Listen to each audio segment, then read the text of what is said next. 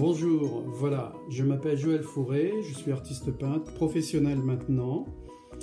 Je travaillais auparavant sur de l'huile, sur de l'acrylique, j'ai fait de la 3D, j'ai fait de la 2D, puis je me suis intéressé à l'aérographie.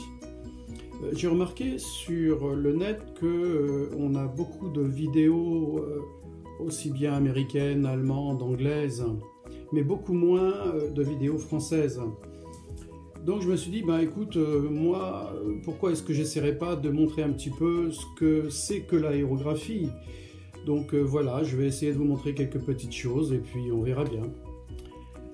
Alors voilà le matériel que j'utilise. Il faut, pour faire de l'aéro, il faut un compresseur. Alors bon, on peut cacher la marque, hein, de toute façon vous ne pouvez pas la voir d'ici je pense. À savoir que la vidéo que je réalise en ce moment est réalisée sur un iPad. Bon, on n'a pas dû dire la marque, mais c'est comme ça. Et il nous faut aussi évidemment le fameux aérographe. Voilà. Voilà comment ça se présente. On met de la peinture dedans, une peinture plutôt liquide, faite pour cela.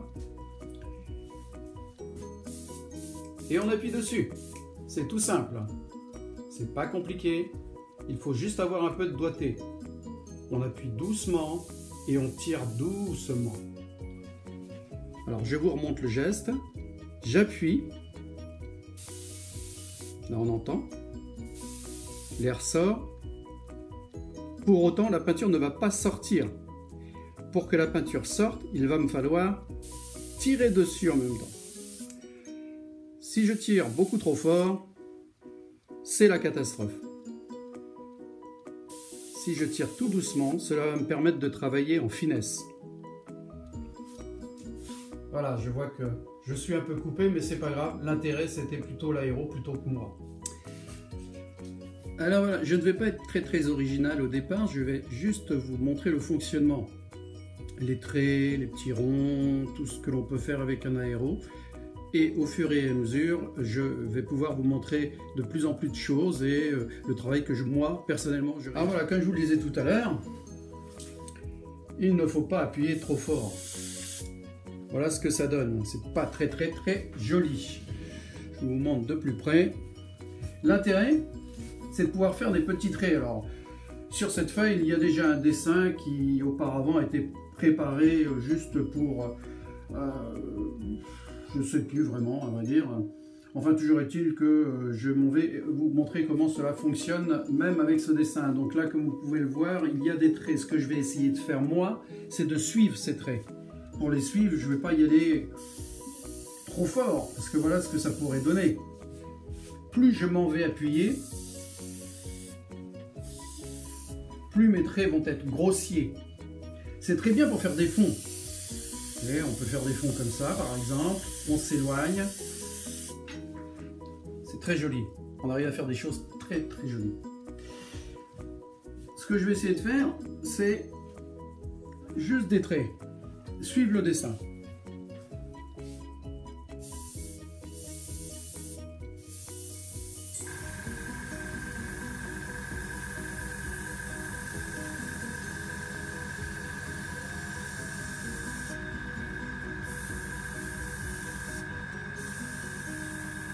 Voilà, j'appuie doucement, je tire tout doucement et je m'approche le plus possible.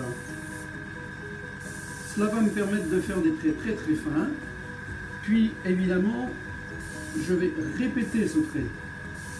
Au fur et à mesure que je vais répéter mon trait, évidemment celui-ci va s'assombrir. Alors tout dépend de ce que l'on veut, si on veut quelque chose d'assombri, quelque chose de clair, etc. C'est selon. Avec l'aéro, on peut faire ce que l'on fait avec un pinceau ou avec toute autre technique. Vous voyez, par exemple, on va pouvoir donner un petit peu de couleur comme ça. On va rajouter un peu de relief. Voilà. Là, j'ai appuyé un petit peu trop fort. Cela m'arrive aussi.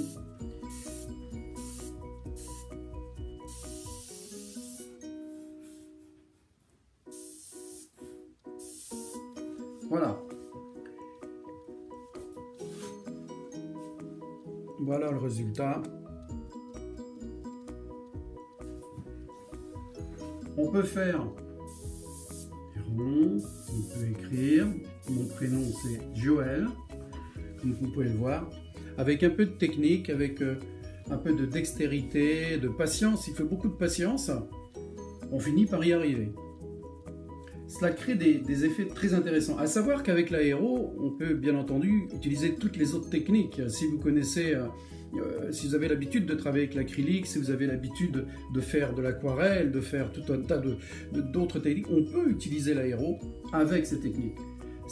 On appelle ça en général des mix. Alors en général, on s'entraîne à faire des traits comme ça. Vous voyez, alors on tient sa main, on prend les deux mains, on se guide avec l'autre main. Que vous soyez droitier ou gaucher, ça n'a aucune importance. Je pourrais faire des traits beaucoup plus gros, voilà, en appuyant beaucoup plus fort. Je peux aussi, comme tout à l'heure, créer mon fond de cette manière. Et je peux revenir dessus. L'intérêt aussi, c'est de pouvoir faire des mélanges très harmonieux. Je peux rajouter une couleur dessus. Si c'est une couleur transparente, ça va donner un effet un peu aquarelle, un peu. C'est très agréable comme effet. Ça permet de mélanger énormément de couleurs, d'obtenir des effets qu'on ne peut pas obtenir avec des pinceaux, par exemple, où il est très difficile de les obtenir. À savoir aussi que l'on utilise aussi beaucoup ce genre de pochoir. Alors moi, c'est moi qui l'ai fait moi-même, hein. J'ai une machine pour ça, on peut les acheter autrement sur internet ou dans d'autres magasins, vous voyez. Alors ça se présente comme ça. C'est très intéressant parce qu'on peut faire des... Voilà, ça permet de souligner les traits comme ça. Par exemple ici, je pourrais travailler à l'intérieur de cette pétale. Elle sera beaucoup mieux soulignée. Voilà, c'est quelque chose de plus net. Je pourrais reprendre la pétale sur laquelle j'ai travaillé tout à l'heure.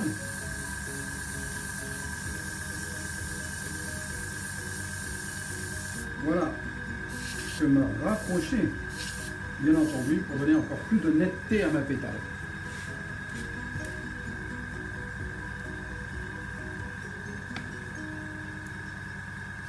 Voilà, donc ça donne des petites choses comme ça. Je suis désolé, c'est avec un iPad, donc c'est pas toujours très net. Pour le moment, j'essaie de voir si mes vidéos peuvent vous intéresser un petit peu, ou voilà, vous interloquer. Bien, eh bien écoutez, c'est déjà pas mal pour la première fois. On ira un petit peu plus loin à chaque fois. Voilà, on peut continuer à faire des traits, on peut écrire, on peut faire des petits ronds. Alors il y a beaucoup d'exercices comme ça sur le net. Vous voyez, on peut faire plein de petites choses. L'intérêt, c'est de ne pas avoir sur le papier des coups de pinceau. Mais, comme je vous le disais tout à l'heure, c'est aussi très intéressant de travailler avec les pinceaux. On peut aussi travailler avec les Posca, on peut travailler avec un tas d'autres matériels. Il n'y a aucune restriction, à vrai dire. Voilà. Eh ben j'espère que cette petite vidéo vous a plu. Et puis si jamais elle vous plaît, ben, revenez-y.